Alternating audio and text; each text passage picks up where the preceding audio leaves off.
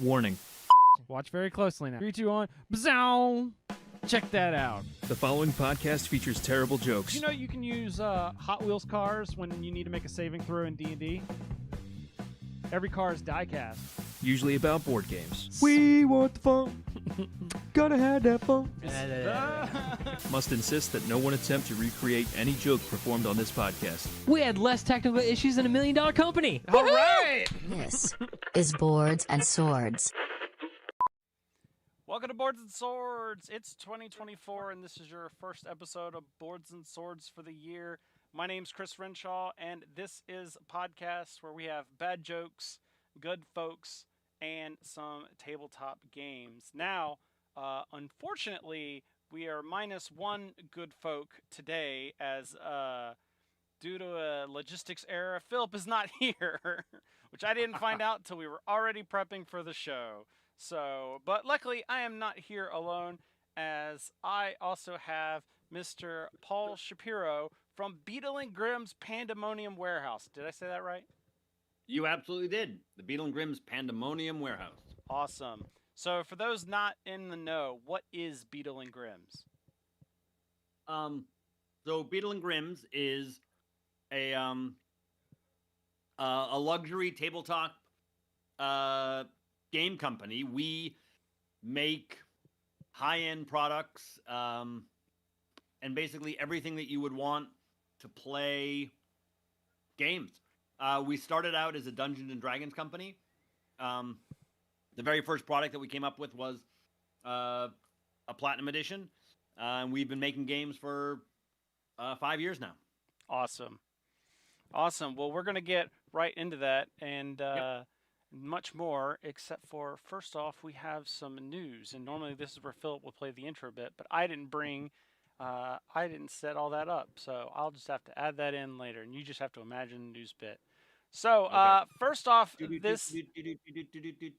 Hey, you're not that far off from what we normally do. So first off, this first story is quite a steal, literally. Kelp Maker urges players not to purchase counterfeit board games circulating online.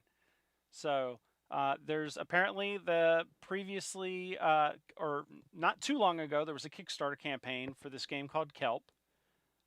And it's a shark versus octopus game of hide and seek that won't actually... This is the weird part about this whole story, is this game is not... You can't legally buy this game yet, other than the Kickstarter.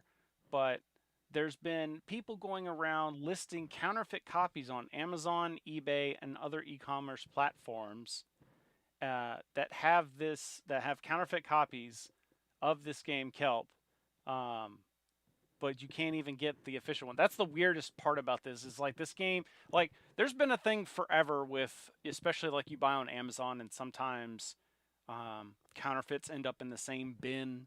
So even if you're buying from like an Amazon authorized store, you can get sometimes counterfeit copies of games. But this is the first I think I'd heard of where the game is still way off from being produced and sold, but yet it's already got counterfeit copies online.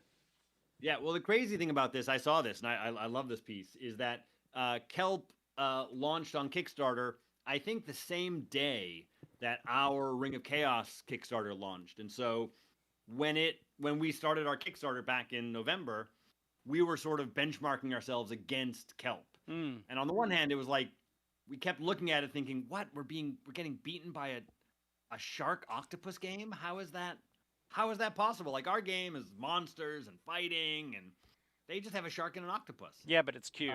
You can't. It's super cute. It's super cute. They've made games before. They know what they're doing. And so we were sort of like, we were kind of neck and neck with them. They were ahead of us. We were catching up. They were ahead of us. We were catching up. And then finally they just blew us out of the water eventually. But this is clearly what happens if you're too successful. Yeah. If you're too successful on Kickstarter, people just start, copying your game. Although you got to wonder, like, is it just a total fake? Like, are you just going to get like a box? There was I've seen some stuff on this where, basically, it looks like they took enough pictures of the components that were shown in the campaign because Right, there was some people where I think there was a shark, a wooden shark that was going to be in the final version, but in the one of the videos they had like a Lego piece shark, and that's what the counterfeit copies of the games had, was that Lego piece shark, because that's what was shown. So yeah, but looks like 125 scam listings. Wow. Yeah. Across Amazon and other e-commerce platforms. But then again, it did raise over $1.5 million. Exactly. So see, however, we were lucky. We didn't raise nearly that much money. So we don't have to worry about this. I think that's the first time that's been ever uttered, is we were lucky we didn't raise millions of dollars.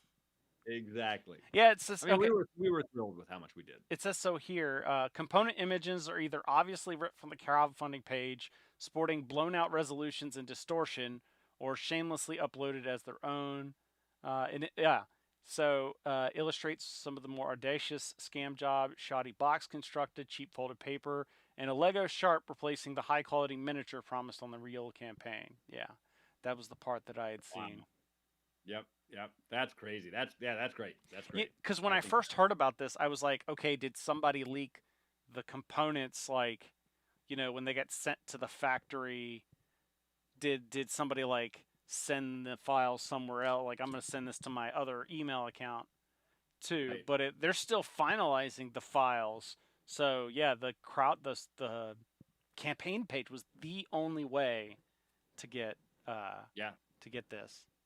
Well, and it was funny when we were putting our Kickstarter page together, there was a little part of us that's like, should we be posting everything? Like, should we be posting everything about our game on the Kickstarter? Like, what if somebody, we actually thought, like, what if somebody decides to like rip off our game? Yeah. And then we thought, who's gonna rip off our board game? Like, nobody's gonna do that. It's gonna be a trend, because like it has been, especially with the popularity of Tabletop Simulator and stuff like that, where it's been show more of your game, and I'm wondering if this is going to cause people to pull back some and be like, well, maybe we don't want to show everything. Right. So yeah, I don't know. That's crazy. I mean, maybe only the biggest games really would worry about that, but. Also, this is how you know that Google and everybody's watching you. There's an ad playing on this page featuring Matthew Lillard for the what was it, the Kill Purple Worm show? Master Purple Worm Kill. Yes. Which that may be us. That actually may be us paying for that ad. Who knows? But we'll get into that. That's our TV show. Yep. Yes, we do need to. I need to talk about that. All right. Yeah. So moving on. My friend told me he was making his own role-playing game. I didn't think anything of it till his house got raided by the police. Turns out he was making a different kind of RPG. So this one it was something that I heard about, and then I was like, okay, it's just another Kickstarter or crowdfunding, and then suddenly everybody was talking about it, and I still don't 100% get it. Oh yeah, and that is big. The MCDM RPG. So, which was funny because the article that I took this from, which it was saying like YouTube's most popular DM makes, and I was like, I've never even heard of this guy. No, he's huge. Yeah, that's where it's. I mean that just shows you how out of the loop I can be. But yeah, this project ended over the weekend. $4.6 million. So that's like 3 Kelps right there. Oh yeah, no, this was no joke. We looked at this, from our Beadle and Grimm's. I was about to say, you got to look at this and be like, do we need to work at our product line for the? Yeah, exactly. No, I mean these guys are great. Matt Colville is the guy who runs this, and right. Is great. But this is just part of the sort of results of the whole OGL kerfuffle last year, right? Where Wizard of the Coast said, we're gonna pull back the OGL, the open gaming license, and we're gonna make everybody pay. And so all these companies said, we've been sort of thinking about making our own RPG game. Now is the time to do it, because it's all about the rule set, right? Like what you don't want to do is make games for a rule set that you don't own and that you may not have control over. So Right. they came up with something. Kobold Press and the whole Black Flag group came out with something. Yep. Tales from the Critical- Valiant, I think is what it ended up Yep, being yep. called. Yep. And even Critical Role came out with a new game called Candela Obscura, which is based on a new Right. rule set. That's really interesting. And it was sort of it was exactly what Wizards of the Coast didn't want to have happen. Yeah. Yeah. It was And funny. now That was like the it's funny, biggest. I want to preface it by saying we work with Wizards of the Coast. We love them. We're not saying anything bad about them. It just this was the sort of catalyst of a tricky time. Yeah, I it was just like realized the I had to biggest perk for indie RPGs. Yeah. It was really funny how that came around. Like when Pathfinder just sold out of there's this Yeah. is like 6 months worth of stock gone in like a week. a whole year's worth of. We also make stuff for Paizo, and they're great. We love them. But they sold a year's worth of stuff in a month. Yeah. And actually, I take that back now. I have heard of. I did know of his Strongholds and Followers game. So I'd seen some of his work before. Yeah. Well, up till now, everything that he's written has been very much 5e based. Right. Well, because why not? and why not?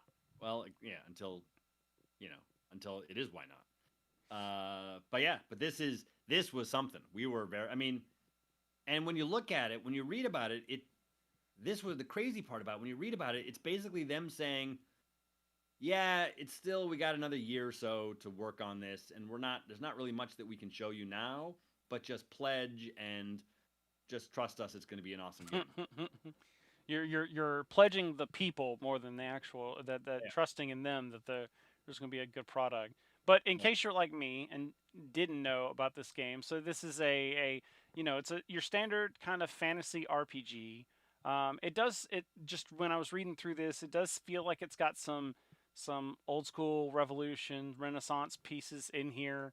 I think one of the coolest things I saw was the down here in this draw steel section. Of course, the artwork is amazing. Yeah. But you gain resources in games. The battles get more epic as they go. No slog. So the game uses 2d6 plus a handful of d4s and d8s. When you attack, you roll 2d6. Add one of your attributes, and that's how much damage you do. Your attack roll is your damage roll. So you cannot miss in this game. No more wasted turns, no more burning resources on spells for only your target to save. So that I am very intrigued on how that plays, because that also means that your enemies are not, or your villains are not going to miss hitting you. Right. Yeah. It's so funny. Like all of these rule sets that are coming out. So MCDM, this one, a lot of the 3d6 and 2d6 rule sets that are all meant to sort of simplify. I mean, there's the whole, the Avatar Legends game, all of these really sort of simplified D6 games that are supposed to be about storytelling. I mean, all seem really neat, but at the same time, and I'm old school, but there's a part of me that's like, 5e is really good. Like, it really, it works really well. I mean, like the idea of never missing seems like a huge missed opportunity in storytelling. Yeah. Right? Like some of the best moments of a game are that Critical is fail. The critical fail, where all of a sudden your sword skitters across the deck and you fall down and the whole story just makes a left turn, right? Now, it's tough for the DM to sort of figure out a way to make that work, but those are some of the greatest moments that we sort of remember and talk about. Yeah. So it seemed it would the same way, like, it's a shame to not have those critical successes. You also don't want to lose those critical failures. I'm sure, and I mean, there's got to be more to that, because it can't just be. So it's hard to say it, but I'm just interested in how that gets developed, because as wrong button, as and that, because I mean, if it's just based on you never miss, then that gets old real quick. So there's got to be a downside to there somewhere. Yeah. Exactly. And Matt's a great storyteller, and so much of what he does and talks about is all about storytelling. So there must be some really fun things in here that help out with storytelling. So I have faith that it's going to be a lot of fun. It's just the idea of creating a whole new RPG system just is such a daunting task. Yeah. But if you were not one of the people that donated $4.6 million to this, looks like June of 25 is when this will come out. But hopefully, playtest packets will start rolling out in Q2 of this year. Old school combat. Right. All right. Moving on. In this next story, if you get too much solar energy, you might get a Catan. There we go. Forgot I had that button. All right, so new year, new Catan. That's kind of the way it goes. Where there's a new standalone version of Catan coming out. This one is called New Energies, and I was kind of interested by this because environmental has become a big, or conservation has become a big part, especially in the gaming. Talking about a lot of these games use up a whole bunch of plastic. What can we do to make things more sustainable? And so to kind of highlight that, Catan's like, hey, we're going to announce this game, Catan New Energies, where you take the basic Catan rules, add power plants, energy tokens, and environmental events. So because your citizens need energy, but pollution threatens their home. So you begin with fossil fuels that cause pollution events and interrupt resource production. As you invest in renewable energy, you receive rewards. Monitoring and negotiating with fellow players to decrease pollution affects everyone. And it's not just whoever's the most sustainable is the winner, but it's one of those, if you let things get too high and the game ends in catastrophe, then the one who did invest the most in renewable energy wins. And I think the next bit was kind of equally important because it's like, oh, if you're doing this game all about sustainability, but yet your box is full of plastic, that's kind of a little bit of hypocrisy. But so in keeping with the game's theme, the English source will be printed and assembled in the U.S. using sustainably sourced wood and paper with no plastics. But that's great. You are going to pay for it because it is $69.99. Wow. So I wonder how do the sheep fit in this? That's my question, right? Like, are the sheep methane production? Yeah. So I think they got to. I mean, they got to, but at the same time, they got to go. But you want to, you want to support them still. So right. What do you do with sheep? So power grid without the math or fun. Oh, that's true. But you don't have the negotiation pieces in power grid. So that's one thing that's different. So that Catan aspect. So yeah, this will be a standalone game. Yeah, I love Catan. I mean, Catan's an enormously fun game to play. Oh yeah, and I've loved the expansions up till now. The seafaring one was a lot of fun. And I really liked the starfaring. When they brought that back. Oh yeah. That was a really cool way. Kind of what I'm expecting from this, where you can take the Catan aspects and throw them into a different style of game. And it kind of worked, where the Starfarers was like, oh, this is a 4X game, but there's still that resource trading underneath. Mm-hmm. Yeah. So I hope the sheep end up running the show though. Oh yeah, it turns out you're the sheep. Exactly. It's like that. What is it? The was that Netflix show? Where like the mini series with the different animations, and one of them was like yogurt became sentient and ended up like taking over the U.S. I'm trying to remember. It was a popular show. It was it Love, Sex, Robots or something like that? Oh yeah, maybe I don't remember seeing that. Yeah. Or well, I would have been totally in favor of. Rusted Beetle says, "Do you dream of electric sheep?" There you go. See, yep, exactly. Sheep. I think Catan has. I think Catan has something there. They should leverage the whole electric sheep thing. There you go. All right. Stonemeyer hopes that this next game will worm its way into your heart. Stonemeyer Games reveals Wyrmspan. So we've seen Wingspan before, but now we've got Wyrmspan. Ooh. This is it's a Dragon Sanctuary game by Connie Vogelman and with development work marks from Love Deaf Robots. That was the thing. Rusty Beetle put it in there. But Elizabeth Hargrave does have a developed credit on here, so I'm assuming Connie Vogelman came up with the game, and then Elizabeth Hargrave kind of like had, well, this is my baby. Let me make sure it works. Right. Wait, Elizabeth Hargrave is the Wingspan? Correct. That is she's wow, the original right. designer of Wingspan. Yeah. So in this game, players take on the roles of amateur Dracologics. Dracologists. There we go. In a word, where dragons traverse the skies, they will need to excavate a hidden labyrinth on their land and coax some of these creatures to roost there. Of course, you have your standard 3 spaces: a crimson cavern, a golden grotto, and amethyst abyss. And players will add spaces to their sanctuary over the course of the game and use dragons' abilities to gain favor with the Dragon Guild. So it says it's inspired by Wingspan, but it's a standalone game that is not compatible with Wingspan. Well, that just means you're not trying hard enough. Well, no, but clearly, if you were to try to put them together, the dragons would eat the birds almost instantly. And then, what would be the point?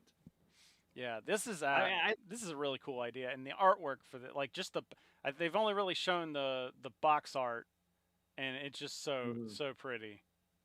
Yeah.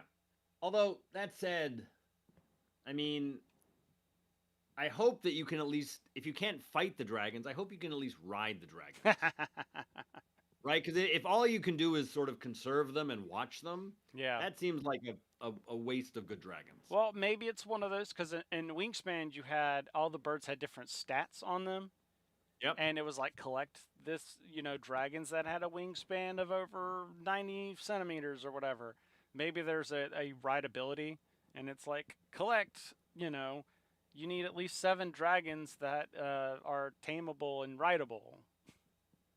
Yeah, maybe. But then if you're, although you know what, here, this is me. Like, if you're going to ride the dragon, you kind of have to be able to ride the dragon into battle. Yeah. So. You're wanting the game after this one, where it's like, this is the one where you're like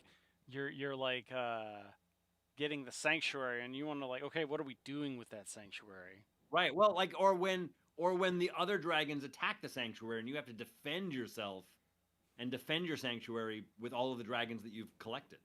Yeah. And you have to hope that you collected good ones. Well, we won't have long to wait before we find out if there's any of that in it, because this is going to be available late March 2024. So. Oh wow! Just around the corner. Mm-hmm. And that would definitely make it more of a different game, as if it had player versus player. I just burned up half your dragons. Which I'm in favor of, but those are the kinds of games I like. Awesome. All right, last story here. My tabletop might be Spartan a few new minis this year. After this reveal, and that is Mantic Games teams up with 343 Industries for a Halo miniatures game. So previously there had been an attempt, I think it was like a standalone company, because it was like Spartan Games or something like that, had come up with a miniatures game, and it didn't do too well, but apparently you can still get the minis out there.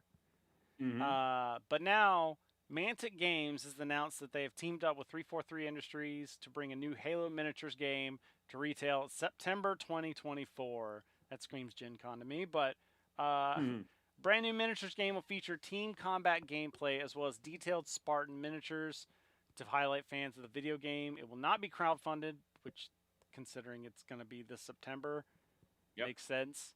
And we'll head straight into retail. Retailers can expect the first preview of this game in March 2024. So having a firefight play out on the table while moving Spartans in and out of cover connects players to the action in a new and special way. So that sounds like a lot of fun. The one thing I would say though, like with something like this, like anytime you make a game based on a good video game. Like if it's on a bad video game, I can understand. But if it's based on a good video game, there's a part of me that's like, I should just play Halo. Yeah. True.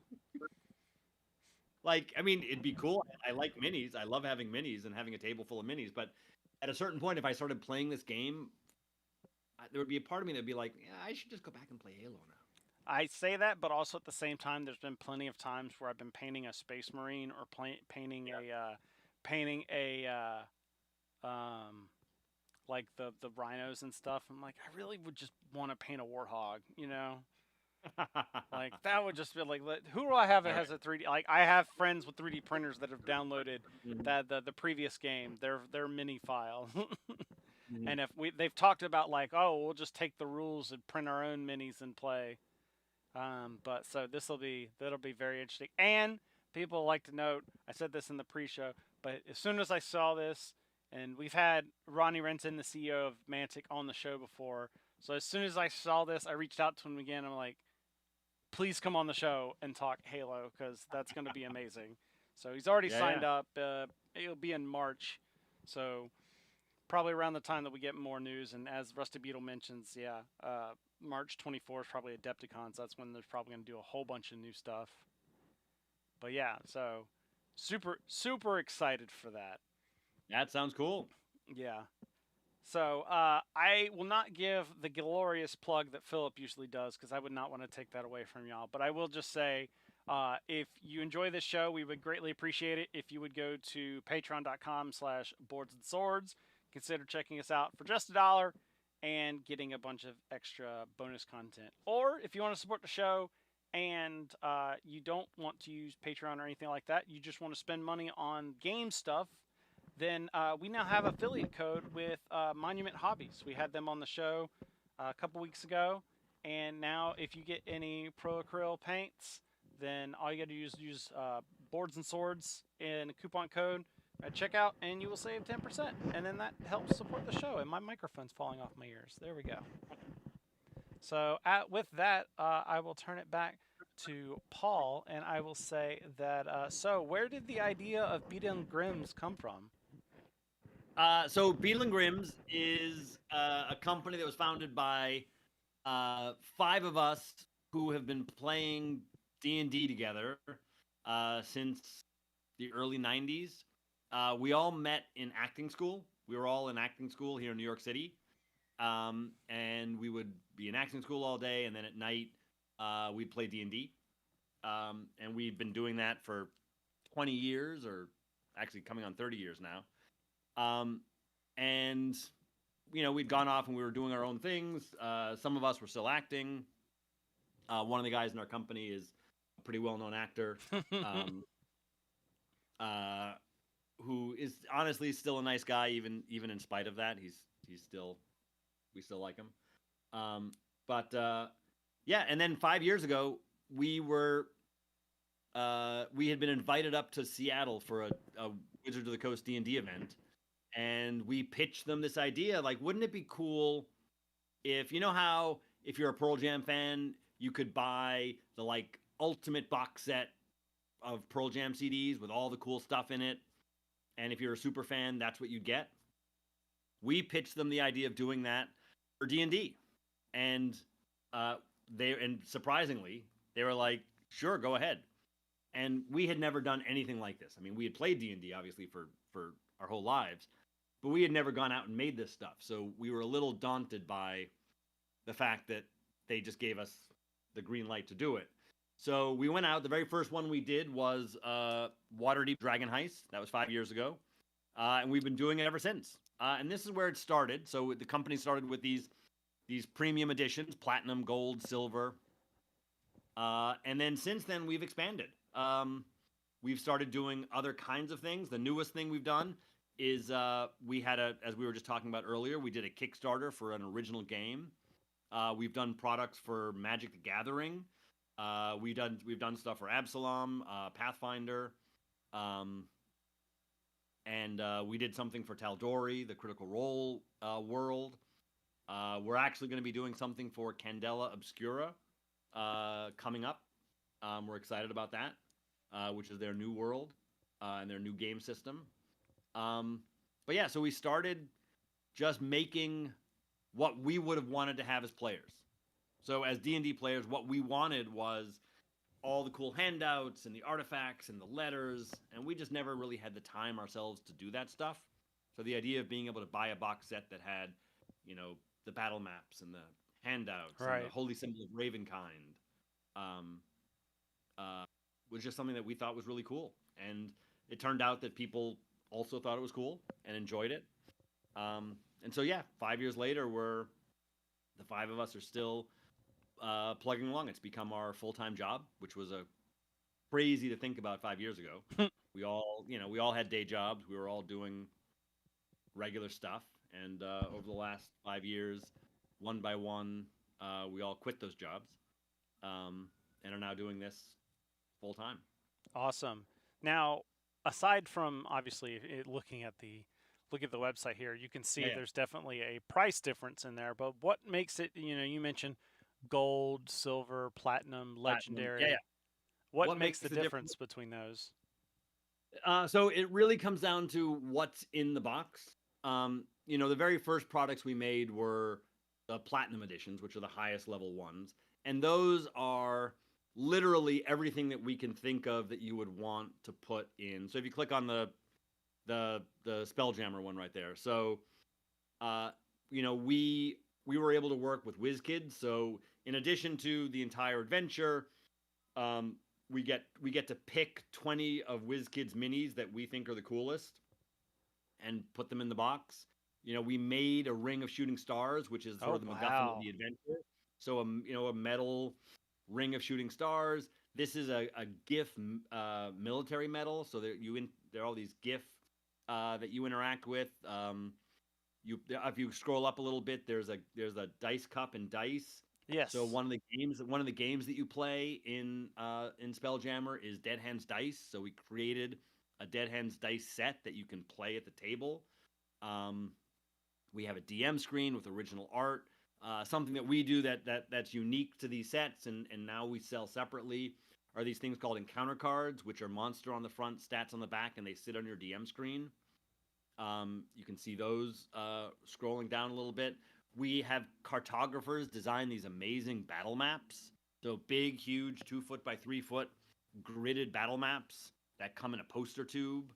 Magic item cards. Basically, as gamers, we get the adventure from Wizards 9 months before it's published, and we sit around and say, what are all the things that we would want to have in this set? So like that box on the left is the box of minis. It's huge. It includes a lunar dragon, a whole bunch of stuff. So that's what a platinum edition is. It's basically everything. And then what we do is we have versions that are, and also they're limited. So the thing about the platinum edition is we only make, up to now, we've only ever made 1,000 of each one of them. Gotcha. Which makes them sort of a limited edition product. The legendary editions, the silvers, the golds, are different price points. They have different amounts of stuff in them. And usually we pick which one based on sort of what the adventure calls for. So we did a silver box for the Ghosts of Saltmarsh, which is a great adventure, great set, has a lot of cool stuff, but it's not a big enough adventure to warrant a platinum. Right. So silver was sort of just the right size. These legendary ones, we call them legendary because they're big, but they're things that we think are actually going to be evergreen and people are going to want to buy them. So we don't want them to be limited. So the Curse of Strahd is an example. We have a legendary edition of Strahd. We have a legendary edition of Phandelver, which is one of the most popular adventures D&D has published in the last 5 or 10 years. So legendary are big, but aren't limited like the platinum editions. Right.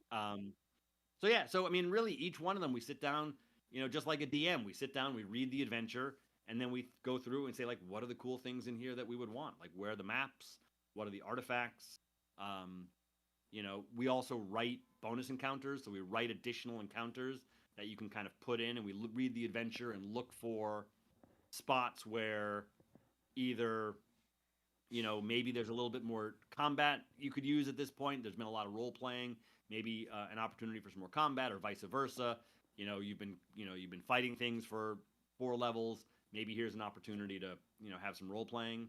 So we write those adventures and include them. But the Curse of Strahd set is our most popular. It's crazy. I can imagine, considering it's probably one of the most popular adventures. Yeah, absolutely. So this is really how the company started, was with D&D. And then from D&D, we started doing things for Magic, owned by the same company. So an easy, Right. step over. But then we also started doing things for Pathfinder. We started doing things for Critical Role. And then just recently, we've started doing our own stuff. So the Kickstarter for Ring of Chaos is an original board game that we created based on no one else's IP. And it was just the game that we wanted to play. We talked about, if we were to make a board game, what would it be like? We went off and each of us, came up with ideas for it. It's called Ring of Chaos. It's a fun battle game, card game, really easy to learn, but with an opportunity for a lot of strategy. Because one of the things we realize is the games that we love to play as players are games that don't take a week to learn. Right. We get daunted by the games that are, come with a huge book of rules. But at the same time, we also get really bored of games that are just totally luck, or you're sort of at the whims of whatever happens, right? So we like games that reward strategy. So we went back and forth. Bill, who's one of the guys in the company, sort of did the first pass on the rules. And then it was something that we played ourselves whenever we got together for 6 months. Like, we'd get together, we'd play it a few times, we'd take notes, go off, make some changes. We were just printing out cards on, our home printers and stuff, until we got to the point where we were like, you know what? This is actually a really fun game. And at that point, then we took it seriously, and we got some artists and did some design.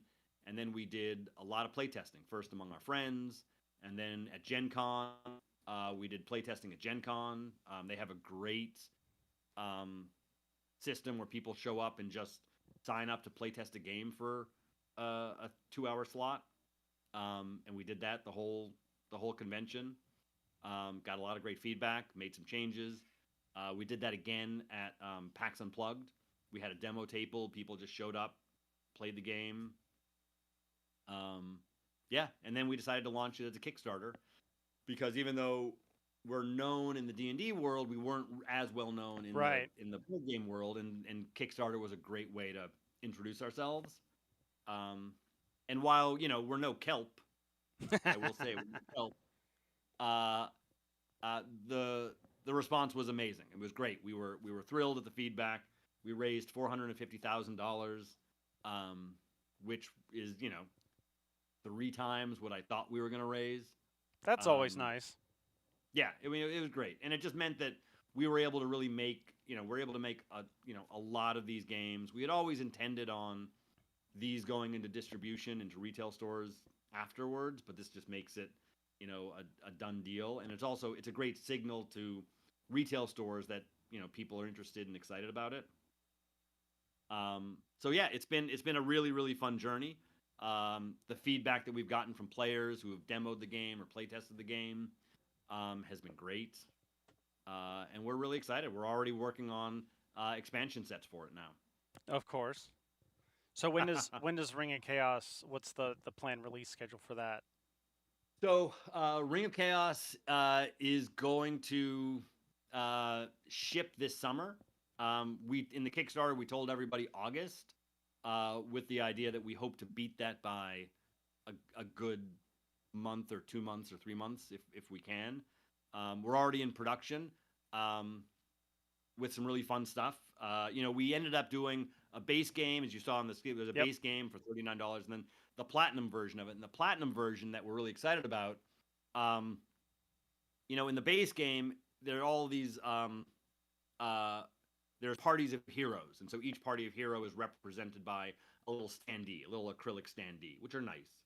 But for the platinum edition, we actually took that art, gave it to a 3D modeler, a great 3D modeler, and so we've made a set of minis, of Nice. real, fully modeled 3D minis. And so for each of the 8 adventuring parties, you get a pair of each of the sort of iconic monster that leads it. So there's this amazing undead ogre, there's a wyvern, there's a goblin, they're great. We loved the art. We were super excited about that. And so the idea that you get this set with these minis that they come unpainted, but with this cool sort of wash effect that sort of brings out the highlights. So when you get it, you can paint them if you want, or just use them as is. But because we're D&D fans, we love the idea of you can use these to play in the game, but you also then add 16 minis to your collection, Right. that you can use for whatever you want. And that was really cool. And I guess that's another thing about all these the different products is, you get a nice selection of minis that you can then use in any of your games. Yeah, sure. Although I mean, because it's tied to the art, I think we enjoyed making them. We'll probably just keep making new ones, Right. rather than reuse them. But yeah, no, the minis are great. And there's something else I was about to say about that I thought was really insightful. I was going to make a really smart comment about something. What was it? I don't know. Well, clearly you need to showcase some more of this. I just happened to scroll down on the page, and if I buy the silver edition of Icewind Dale, I get a special Yeti Tyke plushie. Yep, that's right.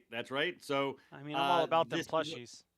and so one of the things, like, this is what I was going to say, is that one of the things about the Kickstarter being so successful and reaching that number is that it really allowed us to make a lot of these things at scale in a way that we were like offering up the minis was a bit of a risk for us, because unlike any of the other elements in a standard board game, there is a minimum order quantity for making minis, not one-off 3D printed minis, but molded, cast minis.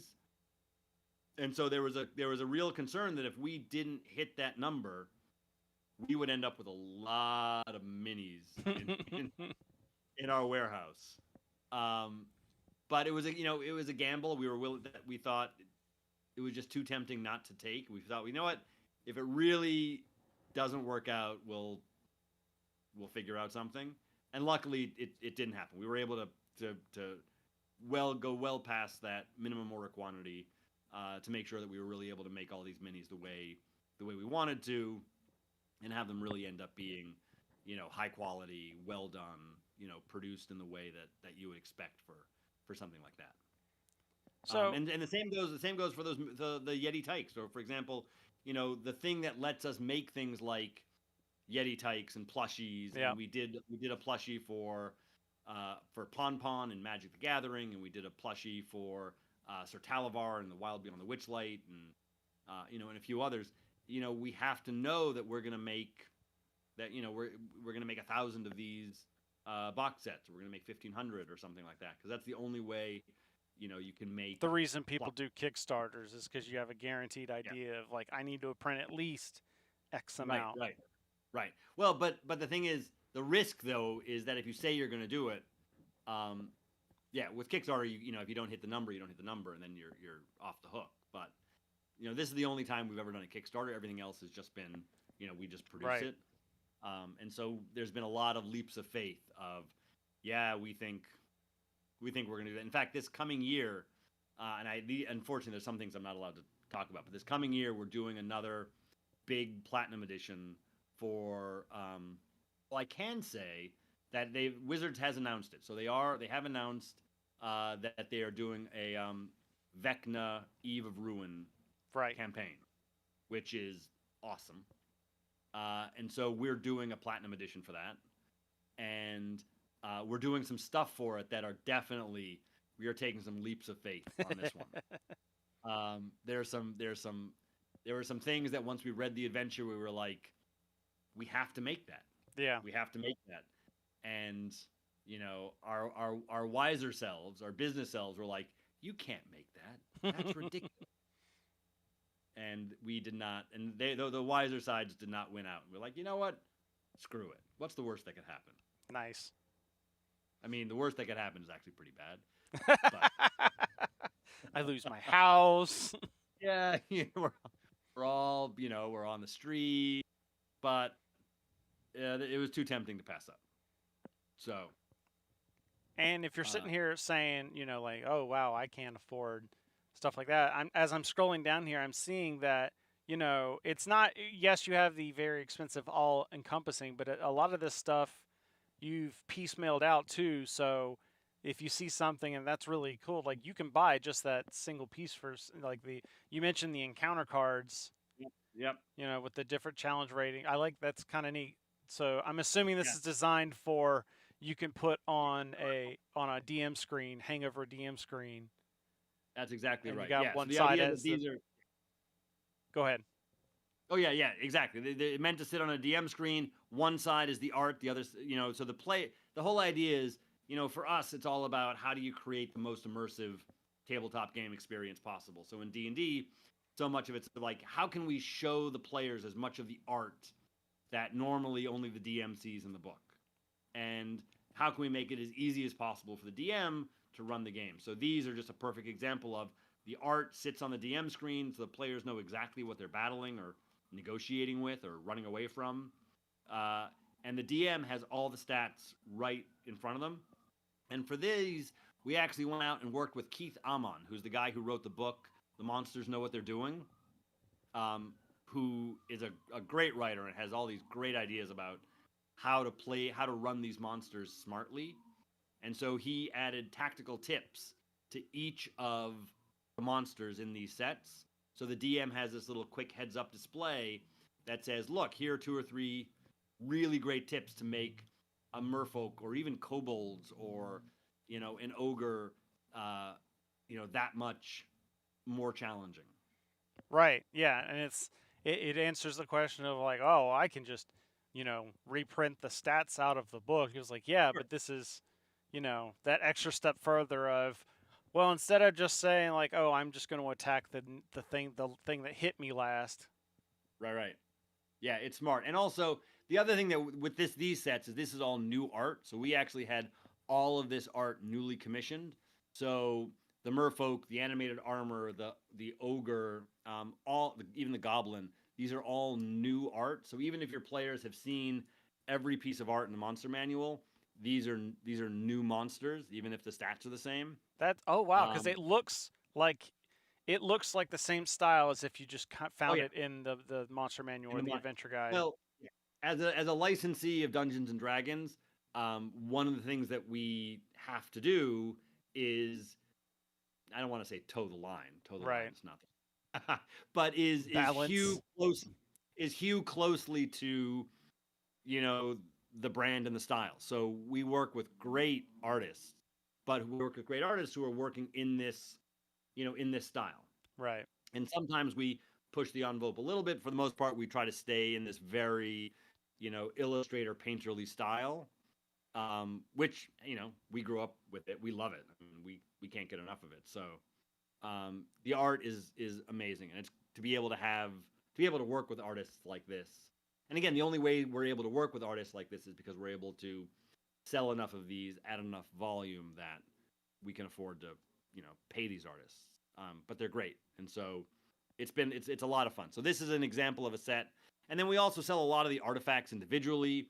So the Harper's pin, based on the new art that they released, partly for the movie and partly for. I was going to say, I was going to ask if the Harper's pin got really popular after the D&D movie.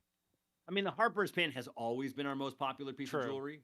I mean, actually, it's a tie between this and the Holy Symbol of Ravenkind from Strahd, sort of two sides of a coin. But the Harper's has always been super popular, as has the Zentarum and the Emerald Enclave.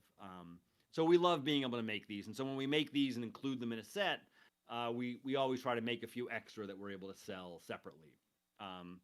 And it's something that we've done over the last few years. When we started, we literally, like when we first started, the only thing our company sold was one $500 box. That was it. That's the only product we had. And over the years, we've been able to, build the company, expand what we do. We have these different tiers now.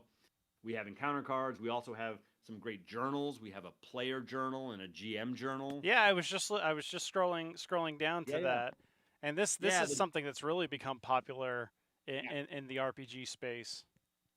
And this we love. We're such fans of this journal. We had a lot of fun writing it. And again, as with almost everything that we do, if you click through, you can actually see some of the pages in it. With everything we do, all of these products are products that we've built because we want to use them, because this is how we think of things. And so this journal, it's rules agnostic. And so the whole idea is this isn't supposed to replace your D&D Beyond character sheets, or it's not supposed to replace your Roll20 setup. What it is supposed to do is it's a place for you as a GM to really build out the story. So it's organized in a way that we think makes sense. So there's a section for history, there's a section for characters, there's a section for locations, and it's all done with a sense of humor. So if you look at where it says key NPC or creatures, if you click on that, the options of, what is this key NPC is, you may love it, you may hate it, you may fight it, you may kill it. There's a section of like best times to play. That's my favorite piece right there, because that's always the running gag of the group that can never get together. Yeah, exactly. And there's at the end of the GM journal, there's a whole like recap section, but there's also a section that says, who still owes me for pizza. And it's really, it's fun, right? It's something that allows you to really build the story without necessarily, you still need all the stats and all that stuff and the maps, but this is really, and at the end, what we love about this is at the end, you end up with this book, which is the sort of the chronicle of your adventure, of your world as a GM. Right.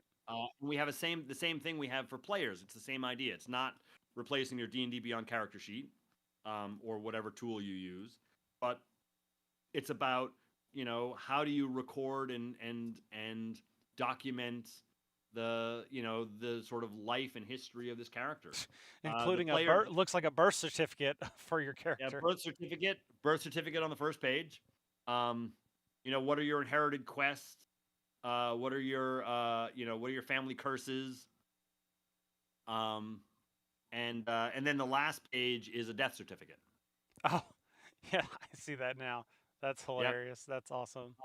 And again, so like, and the book is organized. So again, it's organized by section. So instead of, the note where you're just taking notes in a notebook where it's just linear. And when you want to go back and see like, well, wait, what was that? Who is that person that we spoke to? You're literally just like flipping through pages. Now you have a section of people that you've met, right? There's a section of NPCs, and you can write, when you meet somebody, you write it down there and keep track of it. So we love these. And again, the idea is that these are meant to be beautiful, useful pieces that are not terribly expensive. They're $30 and they're hardbound, and are this beautiful paper that's great to write on with pen or pencil. So what's the difference between this? I see there's that, and there's also the player's logbook. Sure. So the logbook. So in the player journal and in the GM journal, there's a session log. There's a section that are session logs, and the session log is literally, what happened before, what happened in the session, and then some room for making sketches. And the logbooks are just the session logs. Gotcha. Okay. There's a little section at the beginning as a, for your sort of, player information, but then it's just page after page of session logs. So it's just a slightly more structured note taking. It's great if you fill up if your player lives longer than you expect, and you end up filling up your player's journal. You can get additional player logs to continue, and record sessions, or you can if you have a character that this guy's not going to last more than a couple of sessions, you can buy just the logs, and use those to keep track of things. So it just seemed like a really useful addition. And these are they're less expensive, and there's 2 for $20, and then we have our dice that we've made, which we've been super happy with. They've been around for about a year and a half, and these are each tin has 2 sets of dice, one regular set and then a set specific to the class. And again, all of this comes back to the things that we find exciting. Like, we love things that feel unique or special or built for my characters. So the Ranger tin has this beautiful embossed tin, and the dice obviously have the right color, water and grass and leaves, but it also has extra D6s and D8s. Oh yes. So that's sort of the whole idea with each of them, is that mechanically we're actually picking the dice appropriate for the class. Okay, I've played a rogue, so that's why I was like, okay, how many D6s does the rogue have? Right, as many as we could fit in the box. Apparently, this one's very popular, as it's sold out on the website. Oh, it is? That's what. It shouldn't be. Oh wow! You know what? That. Thank you for letting me know. That is crazy. That needs to be fixed. There is no reason for it to be sold out. We just got a new set of. We just got a new set of them, and so we should have plenty. Nice. I'm not going to do it now because I'm in the middle of an interview. But right after this, I'm going to go figure out why it's marked as sold out. That's crazy. Oh, I had seen these. I'd seen these at Gen Con one year. Yeah. I had not seen the Game Master one. Oh yeah. So the Game Master one is just 2 full sets of dice, but then the extra dice are 2 extra D20s. Right. So in black and white, so you end up with 4 D20s: black, white, silver, and gold. The idea being that you can have a different D20 for each, monster or NPC or bad guy or whatever that is. Gotcha. Yeah, it was funny. I've purchased, I think it was the Ranger. I purchased the Ranger set at Gen Con 2 years ago, 2022, purely because a couple of reasons. For my daughter, because I'm always trying to poke her into. So she's just turned 20, in college, but is a big fan of Scream and stuff. So she had wanted it was one of those dad connection moments where I'm taking a picture look, Matthew Lillard's at Gen Con, and she freaked out and was trying to get an autograph, but it was only doing autographs if you to people that were buying product and stuff. And so I bought her a D&D dice and was like, hey, this is a 2-for-1. I get to be the cool dad, and it's something that she's not going to want to get rid of it. It's not like if I bring her a regular set of dice and it'll just get packed in a box somewhere, and she's going to want to have it out. And so it's a constant reminder thing. So Right. Nice. Good choice. I remember that year. We actually, it's funny. It was because of that year at Gen Con that Matt, we basically had to tell Matt to stop working the booth. Because as he'll come. I mean, he'll come to the cons. He'll work the booth. In fact, at Gen Con this past year, he was there. He got there and helped me set up the booth. And somebody walked by, and Matt was on his back, putting something together. Oh no! And he was like, "Wait, are you Matthew Lillard? Are you building a booth?" And he was like, "I'm too famous for this." So yeah, but it turned out that it ended up being really honestly problematic for us to have him at the booth, and because we didn't want to have it be oh, you have to buy something to have him sign some stuff, but at the same time we also didn't want people filling the whole booth just to have him sign stuff, because then nobody could come in and buy stuff. So right. It ended up being tricky. So finally Matt has decided, we've told Matt, look, don't just like stop by every once in a while. But as much as we want you to help us work the booth, better to just Oh, stay away. when your coworkers are too famous. Right. Speaking I mean, of which, it is. Yeah. I feel like that's a great segue into talking about faster purple worm kill. Oh yes. So talk about famous. So as I mentioned, we all met in acting school. So while admittedly Matt is now the only one who has an actual acting career, my acting career ended years and years ago. So for us, again, we're huge D&D fans and D&D players. And once we started our company, one of the first things that people kept telling us was, hey, you guys should like stream D&D games. You should stream yourself playing games, or you should have streaming games. And so we tried that a few times. We tried watching other people play streaming games. And the problem was, honestly, we hate watching stream D&D games. I mean, the idea of watching other people play D&D for 4 hours, we couldn't bring ourselves to do it. And you're preaching to the choir here, because it's like I've tried so many times to get into like, because I know Critical Role is huge, they're great. But it's just like I can't devote 4 hours every week to just watch or listen to somebody else play. There's a couple. Absolutely. There's a couple others that like the I really like the Dimension 20, because they kind of edit it down to where it's like 2 hours and it's just the important stuff. Right. So again, we love that. So we love them all. They're all great. We couldn't bring ourselves to do it. We couldn't watch games that were more than an hour, and we had a hard time playing games. Like, it just so fine. So we actually were sitting around and we were like, so what are we gonna do? What are we gonna do with this whole streaming thing? We got to come up with something. And we came up with the idea. It's like, well, what if you did a streaming game of 4 first level adventurers and they're going on some big quest, and then at the hour mark they get killed by some epic monster from D&D lore. And at first it was just sort of like, it seemed like, that'd be just sort of a gimmick. Right. But as we talked about it more, and then we played a couple of games with it, and then we sort of testing it, we realized that it actually ended up being a really great framework and structure to let players, because what ends up happening is you end up getting all of the best parts of D&D. Right. You get all of the, introducing the characters and who are they and what are their quests, and it's fun and it's silly.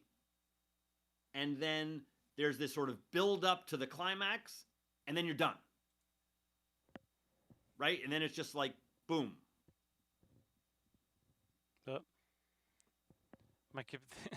It is not streaming at a fast enough rate for me to. I was going to have the trailer playing in the background, but but I recommend everybody go watch it. So what ended up happening was it's weirdly solving all of these problems. One, because it means that the structure of it is all good stuff and no bad stuff. The actual mechanics of the combat are essentially pointless. Right. Like, one, first level characters can only do 3 things, so super simple. And 2, doesn't really matter what they do.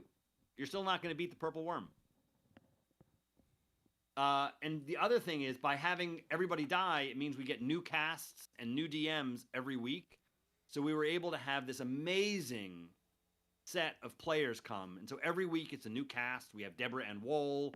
We have Todd Stashwick from Star Trek. We have Patton Oswalt. We have Skeet Ulrich and Seth Green and Matt Lillard, obviously, a lot, because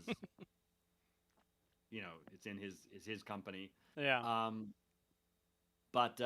So we were able to bring in all these great people. They all had a blast because, again, it's all the fun stuff. Like, they don't have to worry about like, how am I going to play this 9th level character, or what kind of stuff do I have, or keep track of my inventory. And it's, and it's funny. Like it ended up being a really fun and in some way, and often really touching show, right? Because the players invest in these characters, and in what they're striving for, or what their goal is. It's not just goofy and silly. But we did pitch it to Hasbro as a combination of D&D and Whose Line Is It Anyway? Yep. So there I see definitely is there's an improv component. We very purposely throw the players curveballs. One of the episodes, they all sat down at the table. They all had made their characters. They sat down at the table, and the first thing the DM told them is, "You're all goblins." Nice. And they all had to sort of shift course and change things. And that was the one example where that was the one show where instead of it being an epic monster at the end, it was actually an epic hero. So they were goblins defending the treasure room, yeah. and there was a 20th level hero making their way through the dungeon. And so just being able to have fun like that. Yeah. But the players still committed to it. So we shot 20 episodes. Okay, I was gonna ask how many it's been. We shot 20 episodes in 7 days. Wow. So Hasbro was amazing. They produced it.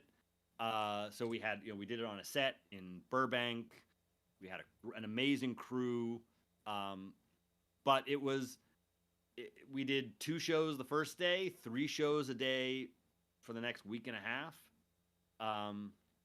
And it was amazing. I mean, it was, the amount of work that went into that. Like, thank God the show's only an hour. And, on TV, it gets edited down to 48 minutes because if you watch it on Amazon Freevee or on Plex, there are these things, it's old fashioned, but they're things called commercials. Yeah. So it had to be 48 minutes rather. So, in real life, the show's about an hour. Sometimes it ran a little bit late, but given the fact that we had to do 3 a day, there was no messing around. Like, at the end, it's like, everybody, come on, let's kill these people and move on. Now, is there a place to watch the fuller, or do they always get cut down to the 48? So right now they always get cut down. It's a great point. You know what? We've been pitching Hasbro. It's like, why don't you offer the full hour version? Yeah. Although Like I will say, in some cases the edits are better. Like, true. As with many things, sometimes the edit is better. But part of it is this was really a new. No one had ever really done this before, which is to create original content for one of these ad-supported streaming channels. Yep. Like up to now, the ad-supported streaming channels like Pluto and Roku and Amazon Freevee, all of them were just shows that had existed elsewhere that were just kind of being repurposed. And Freevee is what used to be the IMDb channel, if I'm right. Yes. Yeah. Exactly. Although actually, I think IMDb might still be inside Amazon as well, but it's the same idea. There's a whole set of these sort of ad-supported right inside of Amazon Prime. And so this was definitely a gamble on Hasbro's part to think, to try to make these new channels, and instead of just doing what everybody else did, which was, go to their back catalog and find all of the. I mean, they did find all the, the D&D cartoons and everything else that was D&D related, but instead of just leaving it at that, they decided to, let's actually invest some money, let's get some people, and let's make some new shows, and put them on. So it's more than just a channel of old nostalgic reruns. And so, but because of that, it also means they don't have a huge amount of control. They can't tell Amazon what to do. Yeah. So I mean, although you know what, it's not like Hasbro's a small company, but Right. compared to Amazon, it's whatever. Relative. Yeah, right. So right. How so many episodes have been out so far? Because I believe this was so like a this- November, December is when it came out, right? came out in November. So it airs. New episodes air every Thursday at 9 p.m. Eastern and 9 p.m. Pacific on Amazon Freevee and on Plex. And so this coming Thursday at 9 p.m. is the 10th episode. Okay. And I think, let me see if I actually can put in the chat. This is the link to Plex, where you can actually watch on demand the first 9 episodes. Nice. So you can watch the first 9 episodes and then get ready for episode 10 coming up. So I was one of the producers, so I produced all the episodes, which just meant I was behind the scenes, biting my fingernails and running around. I am in one episode, which I know it was the 10th one we shot, Right. but it's not the 10th one that's being aired. I think it's like episode 14 or 15. So it's the one called Everybody Dies at the Circus. Every episode is named Everybody Dies at. Right. And it changes. So, but it's been. So you get to live those the actor dreams after all. There you go. It all. Yeah, I mean, the one thing I will say, the one sort of like ridiculous life lesson is that, just sort of taking a step back with the sort of creating this company, is what's amazing is all the things that I did my whole life, like what I went to school for, and the first 3 jobs I had, and all the people, all the things I've done. It turns out they all ended up being exactly what I needed to do what I'm doing now, right? Like the fact that I went to theater school and I went to acting school and had done productions before, had written shows, and but in addition, I went and got a master's degree in business, and I ran a computer software company. Like all of those things came together and are now exactly what I needed to be able to run a company that is just a company of all of my childhood dreams. So the whole thing is crazy, but it I think is a lesson for anybody who's thinking like, well, should I really is this really helping me to just like keep doing the stuff that interests you, and eventually it all ends up coming together. Well, I think that sounds like a great place to put a pin on this episode. So for anyone that's watching and listening, where's the best place to keep track of everything Beadle and Grimm's?